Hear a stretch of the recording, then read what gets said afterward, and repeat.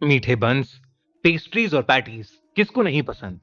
पर क्या हो अगर ऐसे पेस्ट्रीज और पैटीज बनाने वाली बेकरी आपकी जान ले ले। रीटा एक वीडियो कंटेंट क्रिएटर थी और वो नए नए कैफेज, रेस्टोरेंट्स और बेकरी में जाकर फूड ब्लॉगिंग और रिव्यूइंग करती थी। उसकी लाइफ में सब कुछ अच्छा चल रहा था। एक दिन घर पर कोई नहीं था और उसे अपने 12 साल के छोटे भाई डैरिन को स्कूल से पिकअप करना था। उसी दिन उसे दिलखुश बेकरी के खाने को रिव्यू करने का इनवाइट आया। रीटा उस बेकरी को चेकआउट करने के लिए बड़ी एक्साइटेड थी, क्योंकि वो पहली इंसान थी जो उस बेकरी को रिव्यू करने वाली थी। स्कूल की छुट्टी हुई और रीटा डैरिन को लेकर उस बेकरी की तरफ निकल पड़ी। डैरिन, जो स्कूल की सारे दिन की थकान से परेशान था, बार बार अपनी बहन को घर वापस जाने के लिए बोल रहा था। पर रीटा, जिसके फॉलोअर्स पिछले एक महीने में बहुत कम हो चुके थे और जिनको बढ़ाने के लिए उसका इस बेकरी के ऊपर वीडियो डालना बहुत जरूरी था, वो डैरिन को अलग अलग तरीकों से चुप करवाकर गाड़ी चलाए जा रही थी। मेन रोड से हटकर वो लोग कच्चे रास्ते पर काफी देर से गाड़ी चला रहे थे और अब उन्हें फाइनली वो बेकरी दूर से दिखने लगी थी। डैरिन, जो इतनी देर से गाड़ी में इधर उधर हो रहा था, उस बेकरी को देखकर अचानक से शांत हो गया। रीटा ने गाड़ी पार्क की और डैरिन के लिए दरवाजा खोला, पर डैरिन गाड़ी से उतरने को तैयार ही नहीं था। रीटा ने उसको बेकरी के अंदर मिलने वाली पेस्ट्रीज का लालच भी दिया, पर डैरिन अपनी सीट पर जैसे जम सा गया था और बस बेकरी के दरवाजे की तरफ घूर घूर कर देखे जा रहा था। रीटा ने उसे जोर से हिलाया, जिसके बाद वो उसकी तरफ देखकर बहुत जोरों से रोने लगा और घबराते हुए कहने लगा कि उसको बेकरी के गेट तक आते आते कई छोटे बच्चे दिखाई दिए थे और उन सभी बच्चों के कपड़े खून में सने थे। डैरेन ने रीटा से कहा कि वो बच्चे अब बेकरी के दरवाजे के सामने खड़े हुए हैं और उन्हें अंदर जाने से मना कर रहे हैं। रीटा को अपने भाई की बात सुनकर समझ आ गया था कि यह और कुछ नहीं बल्कि पिछली रात देखी हुई हॉरर मूवी का नतीजा है, और इसलिए उसने अपने भाई की एक ना सुनी और उसका हाथ पकड़कर उसे अपने साथ बेकरी के दरवाजे की तरफ लेकर जाने लगी। वो बेकरी के दरवाजे के अंदर घुसे तो उस बेकरी में कोई नहीं था, लेकिन फिर एक बूढ़ी सी आंटी आई और उन्होंने डैरिन को एक मीठा बन दिया और बन हाथ में आते ही रोता हुआ डैरिन अचानक शांत हो गया और बन को मजे से खाने लगा।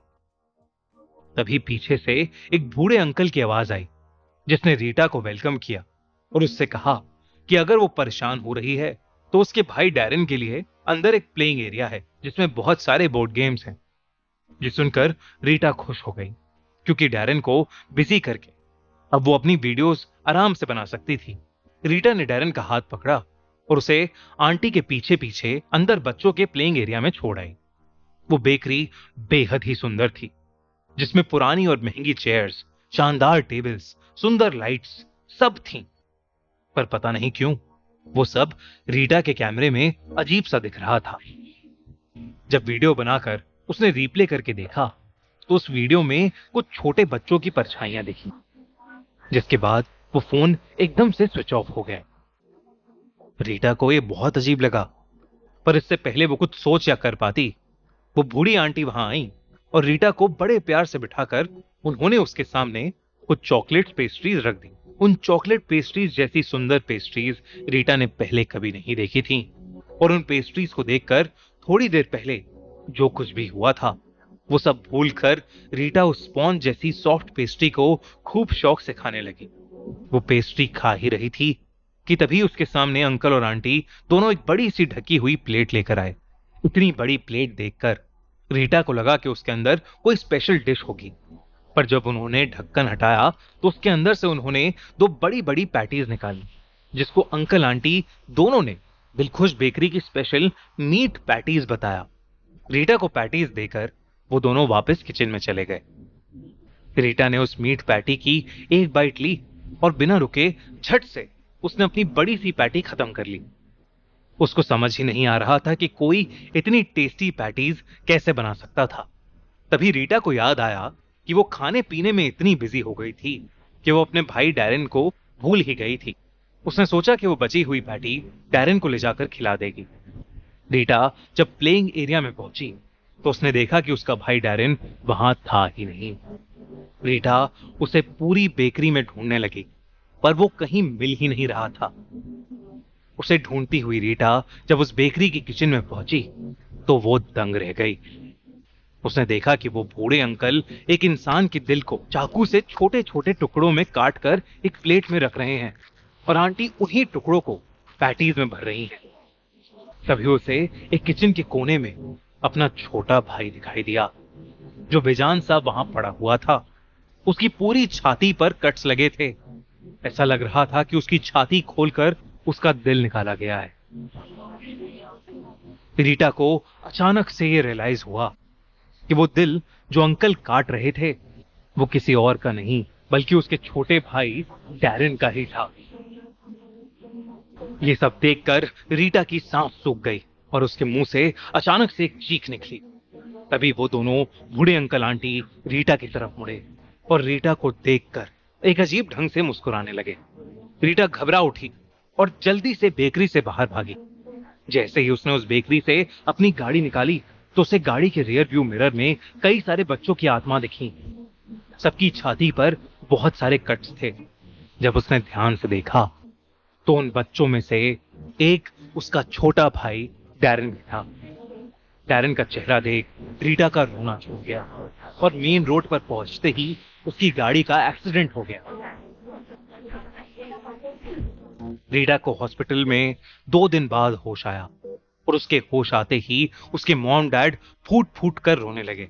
उन्होंने रीटा से कहा कि डैरेन उसके एक्सीडेंट के दिन से मिसिंग है और कहीं नहीं मिल रहा।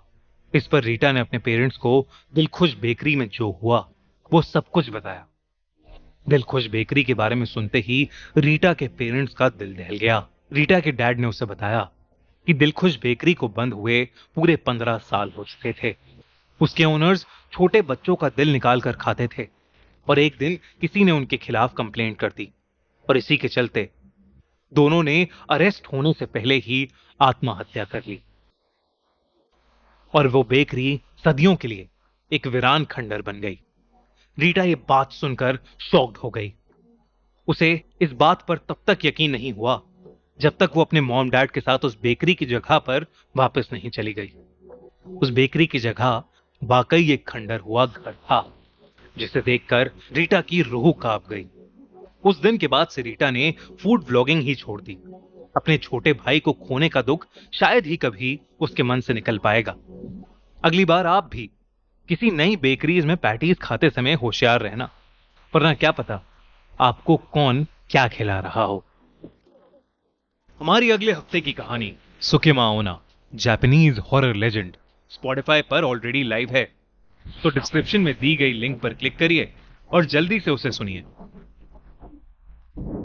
और अगर आपको ये वीडियो अच्छी लगी तो हमारा चैनल खूनी मंडे सब्सक्राइब करना बिल्कुल मत भूलना।